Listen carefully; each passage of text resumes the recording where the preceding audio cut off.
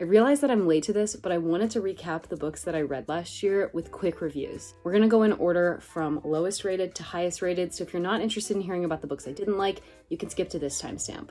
The book that I rated the lowest this year was The Cartographers by Peng. I thought that this was a pretty intriguing book, especially at the beginning, but it totally fell off for me and started to drag. Overall, if you're super interested in cartography, I would say that maybe give this a chance, but I don't think that it's an amazing book by any means. The first book that I gave 3 stars is The House on Mango Street by Sandra Cisneros. This book is a series of vignettes about a Latina girl growing up in Chicago. It's really short as well, and I think that it's important for people to read, and I was glad that it was this short because if it was longer, I don't know that it would have kept my attention.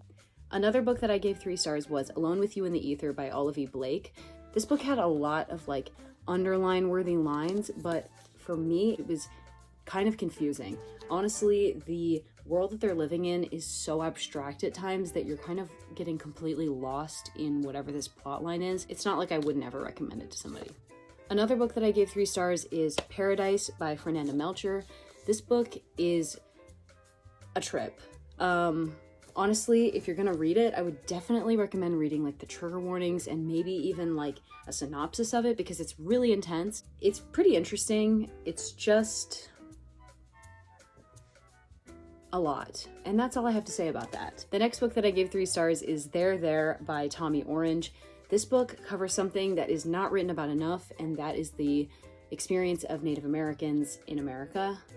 It's a really great book, and the building up of tension and the collection of storylines is really strong. The next book that I rated 3 stars was The Woman in Me by Britney Spears. I actually listened to this on audiobook, and the reader wasn't Britney Spears, but it was a woman who did a really great job.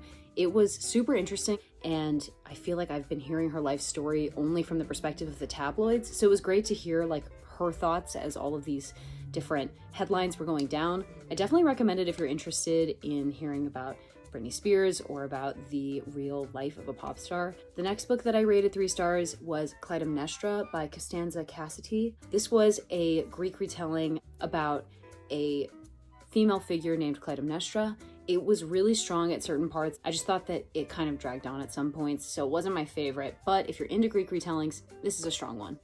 The next book that I gave 3 stars was Insurgent.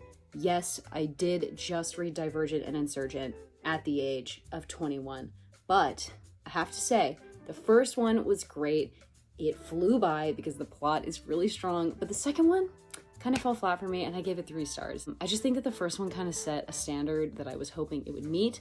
And of course, the ending of Insurgent is great, but there were just parts that I think could have been better.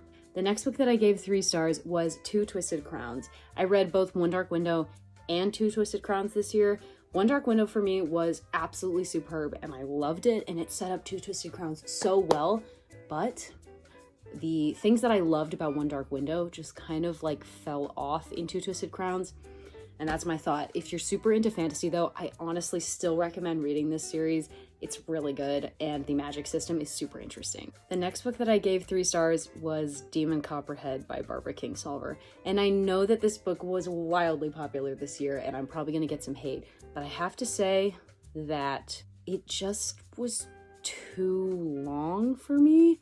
I really enjoyed the deep dive into Appalachian perspectives in America, and I really liked a lot of aspects of this book, but there were just some parts where I felt so exhausted from reading the book. I just wanted it to be done really bad, and by the time I got to the end, I was kind of celebrating that it was over. That's not to say it's not an amazing book and that it shouldn't be read and appreciated. It wasn't my favorite, and I'm sorry. Just please understand. Now getting to the books that I rated 4 stars. 4-star books for me are books that I will be thinking about probably quite a bit. They just had some things that I wish had been different. That doesn't mean that I don't love them though. The first book that I gave 4 stars is 11/22/63 by Stephen King. This book is a mammoth. She's a mammoth, of course. And I did spill water on it, so we're just gonna ignore that. But it's a great book, honestly, really solid. Some super interesting stuff covered, and it's a great melding between light romance and time travel, which who doesn't love that? On Making of June Farrow fans, am I right? The only thing about this book is that it is just simply too long, and there are many things that I think could have been cut out. I don't know. I still think it's a great book, but it's just too long. Anyway, the next book that I gave 4 stars was Nothing Like the Movies by Lynn Painter. Now, I'm just gonna go ahead and say that Better Than the Movies was a 5-star book for me this year, and I absolutely loved it. It's not like I'm a super big fool for romance. I've definitely read romance books that I didn't like, but this book is just like so adorable, and the tropes are just like so feel good and sweet that when you read it, you just like can't not love it. I don't know, that's my thoughts. I think that the characters are really cute, and even when they're insufferable, it's still a great book. So if you haven't read it, maybe read it. The sequel, however, Nothing Like the Movies, I gave it a 4. It wasn't as good as the first one, but I think it was still great. And if you loved Better Than the Movies, I would still tell you to read it. It's still good. It's just not quite as good. Conversations with Friends by Sally Rooney is one of those books that you just think about all the time after you read it because the tea is so piping hot.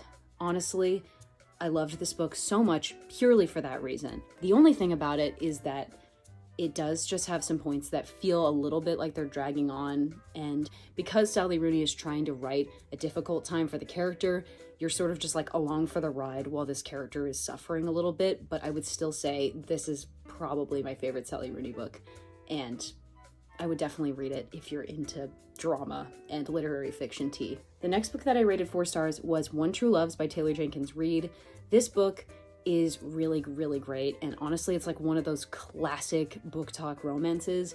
I think that it was really solid. I can't even remember what I didn't like that much about it. I think I just didn't think it was like 5-star worthy.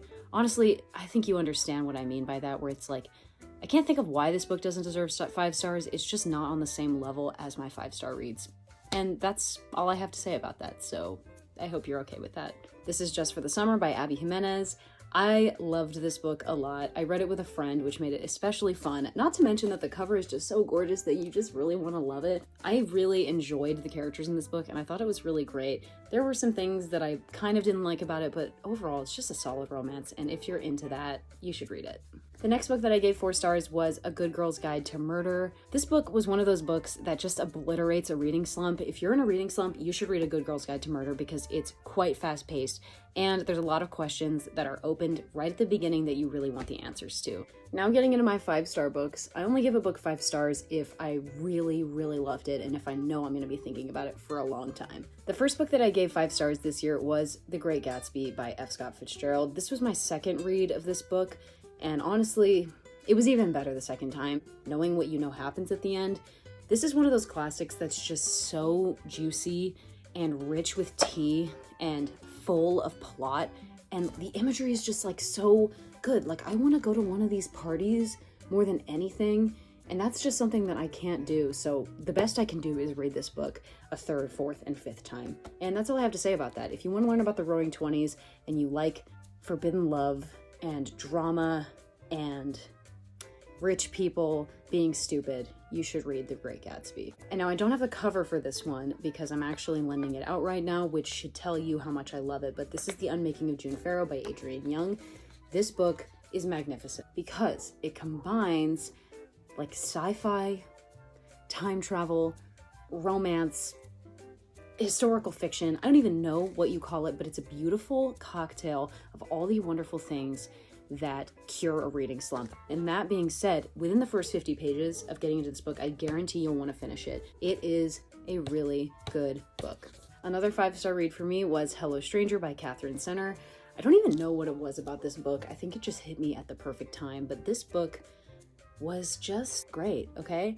There was just something about the pacing and the vibes and the lines that were in it that just like really made me smile and just felt so right, and it was really cute. And yeah, honestly though, when Haley Pham tells me that anything is good, like I'm probably just gonna automatically agree with her, and maybe that's what happened here because I know she loves this book. But anyway, I will be reading more Catherine Senner, and this book was a wonderful starter for that journey. So I just realized that was the last book, so here we are at the end of the video. Thank you so much for watching. Subscribe if you want a permanent book buddy who's going to give you recommendations, and please send me your recommendations if you have any. We have a whole year of reading ahead of us, and I would love to know what you want me to read. Have a great day. Bye-bye.